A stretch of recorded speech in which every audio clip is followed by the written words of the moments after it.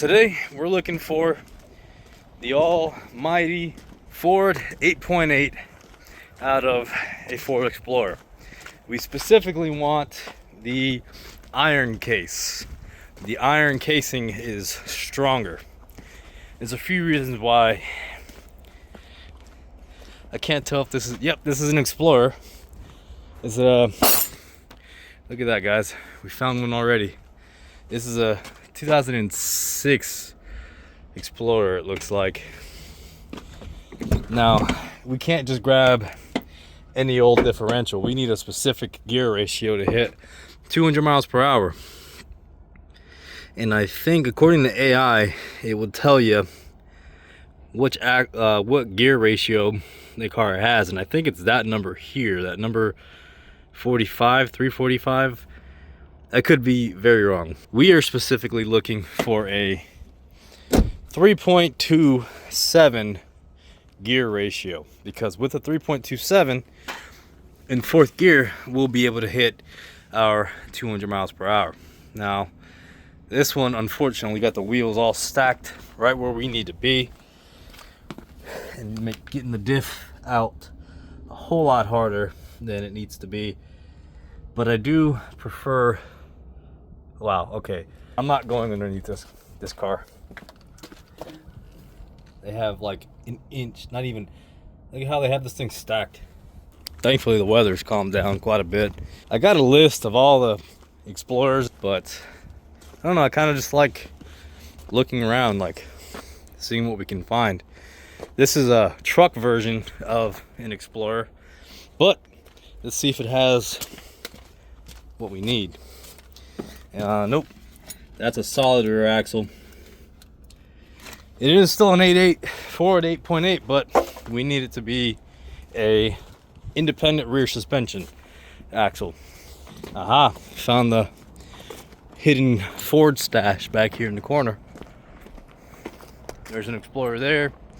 There's another one there that caught my eye first, so let's go check this one out. Here's this one. This was a 2003, the earliest model we can use for this differential. And we can't read the sticker. There's a bunch of good cores over here. Unfortunately, none of the 3.27 gear that we need. So I'm gonna put the phone down, and I'll come back once we, hopefully, fingers crossed, find the perfect donor car that we need. Guys, we have looked at a lot of Explorers here in this junkyard already, probably over 10, and they all have the same issue. Mercury Mountaineer, which is basically the same as a Explorer, and we're specifically looking for the axle code to say 41. Pretty much every single Explorer we found so far has said either 46 or 45, which is too short of a gear for what we need. So we're gonna keep looking, but so far things are looking a little bleak, but we are determined. We're not gonna give up until we either find a diff here or figure out another solution. Here's another Explorer. This one looks a little bit newer. Okay, junkie. This one looks a lot easier to access the differential too. All the other ones have been super low to the ground. That's the wrong sticker. Oh man, 45. All right, here's another one. This one's a 2006. Excuse me, Mr. Chevy. Code 45. All right, guys, I just said screw it. We're gonna come back to this one. It looks like it's in decent shape. I don't know if the miles are gonna be able to show. No, it's all digital, but the car, it looks like it was at least halfway taken care of. So I think this will be a good donor, and we will worry about the gearing later. It is too cheap to even really be an issue. I don't like how this car's leaning, but give it a good push and it doesn't seem to care. Oh man, I hate getting underneath cars at a junkyard, but we gotta do what we gotta do, guys. Axle nut here. The one that I brought was a shorty, not a deep well.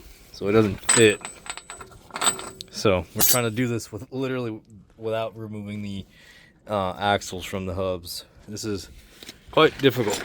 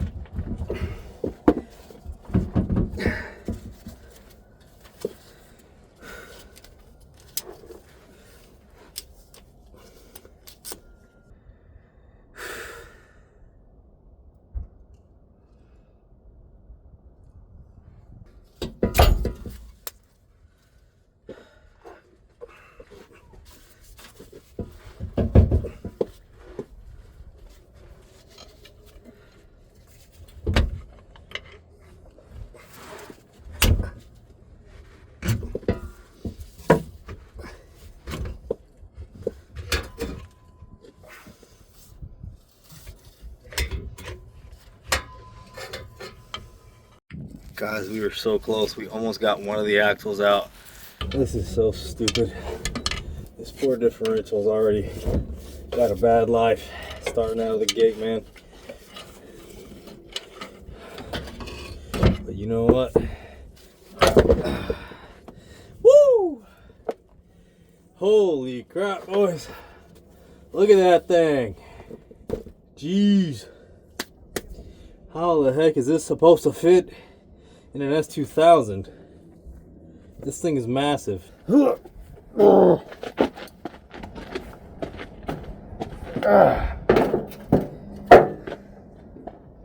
Guys, I hope this is the right one we need. I can't tell. There are so many different variations of the 488, and I don't know if this is the one that Grannis needs from the kit.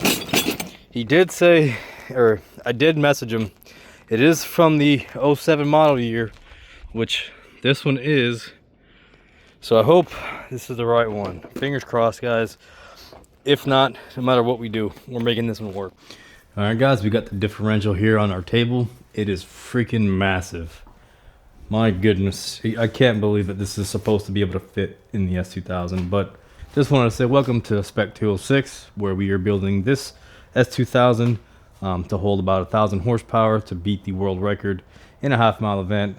But as you see, we are already starting the disassembly of some of the stuff. Our turbo is sitting there on the table because it's not big enough for our goal. But anyways, this guy, the almighty Ford 8.8 differential. Instead of, we do need to tear this thing down and rebuild it with different gears and stronger components. But before we do that, I actually want to go ahead and remove the differential from the S2K as it sits. It's got to come out so that we can, I just want to compare the two, really.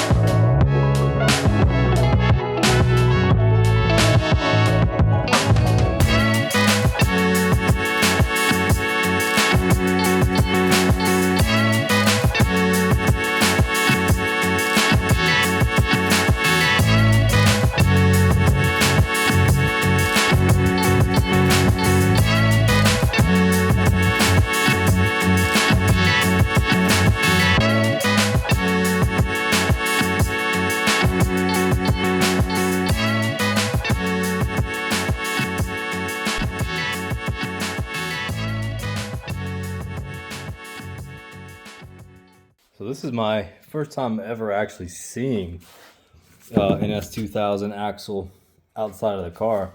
I gotta say, I mean, it looks pretty beefy. Apparently these are a pretty weak link as well. I'm assuming the joints on the inside are what's weak, but this thing is solid, man. I've never seen a coupling system like this either. This is pretty new to me. And if you look on the inside here, I'm not sure if that's normal, but it looks kind of burnt, like as if it was getting hot or something. Can somebody leave a comment if that's normal or not? Just like that, boys. 488's ready to go in. The most annoying part of this was getting the exhaust out again, especially since I just put the stock one back in. We got to get the drive shaft undone as well.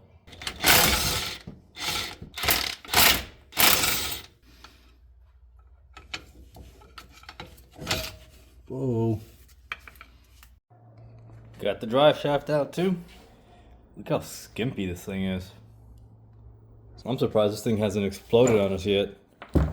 Then again, we never really did abuse the car.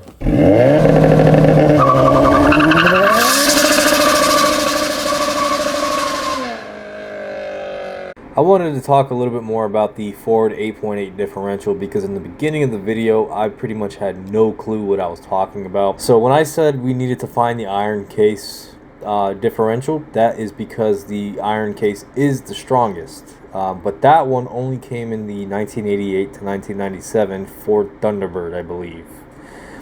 We specifically needed the independent rear suspension style, not the solid axle style. Obviously, because the solid axle wouldn't fit in our car. And the Thunderbird is the only car that I believe came with an iron case with independent rear suspension.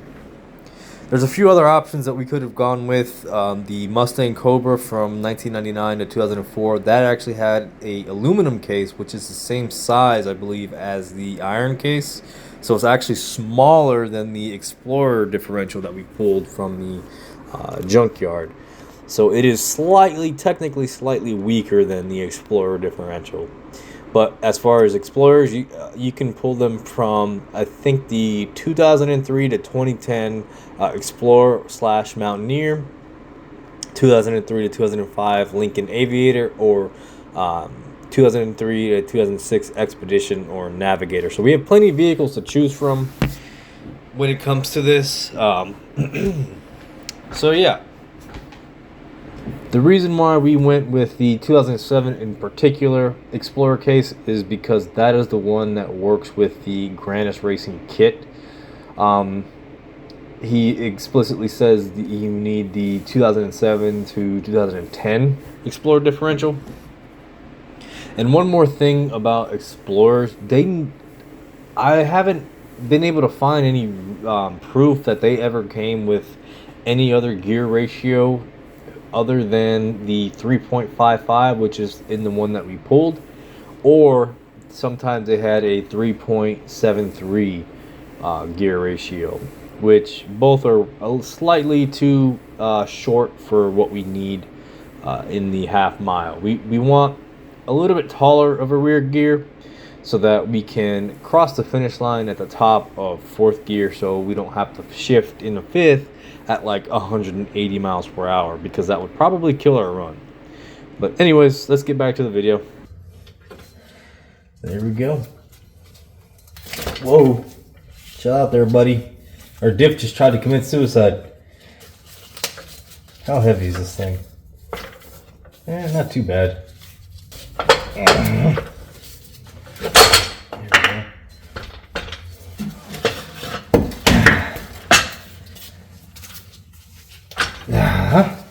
So here's you, and here's the guy she tells you not to worry about.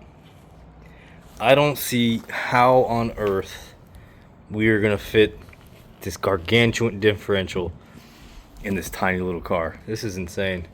They got the stock diff out, as you can see. It's funny that the front half of this is actually made out of, it looks like cast iron, or maybe steel, I don't know. But Holy crap. The size difference between these two. The size difference, the weight difference is freaking crazy. So, if you notice right here, this empty spot, there used to be a pretty sweet CBR 600 sitting there. And, well, fortunately we sold it. And the proceeds that we got from selling our motorcycle are going to go directly into building this guy.